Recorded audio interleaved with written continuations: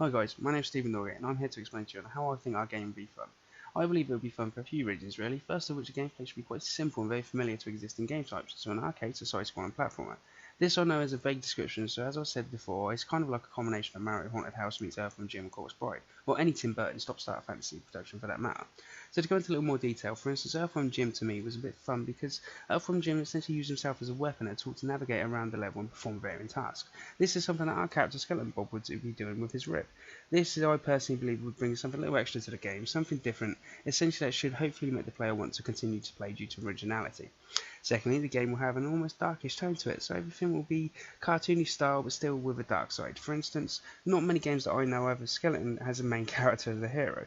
In almost every platformer game you will find a skeleton, but they're usually the annoying little enemy that walks into you depleting your health. We've put a twist on that, hence the Tim Burton production comparisons. This again I believe will add some fun to the game, a little something different, playing from the other perspective. And lastly, the game will be simple and familiar. Like all side-scrolling platformer games, there is an overall simple goal, to get from one end of the level to the other. Yes, each game has its own little niche, let's say, but in the whole scheme of things, it's essentially the same goal. The exact same simple, tried and tested, fun gameplay that keeps bringing you back for more and more, and I believe that our game has the same exact quality.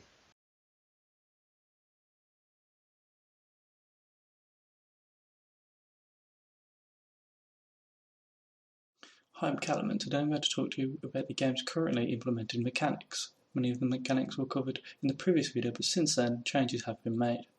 For one, the game has been completely rebuilt with 3D in mind, with a few of the 3D assets implemented. Bear in mind that most of the models are unfinished, textures are missing, and animations aren't in place. The second change is to the firing mechanic. No longer is it tied to the player's direction, but instead to the mouse, allowing him to shoot in various directions, giving him more precision and accuracy. Third, a grapple mechanic has been added to the game, allowing the player to grapple using the right mouse button to projectiles he places in the game space. This is currently in an experimental phase, so the way the player grapples, or what he grapples to, could change in the future. The current objective of the game is to reach the end of the level by simply traversing right. Currently the only obstacles in place to stop the player are the holes in the environment, the red blocks which will eventually be replaced by a zombie hand model that reaches out and grabs the player, and the Wraith which is currently invulnerable and kills the player on collision.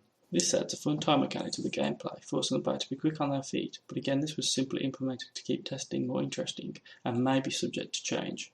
As you may notice, this build is missing a few of the elements of the last prototype, such as the UI, but these and much more, including more obstacles, environmental objects and mechanics, are planned within the future.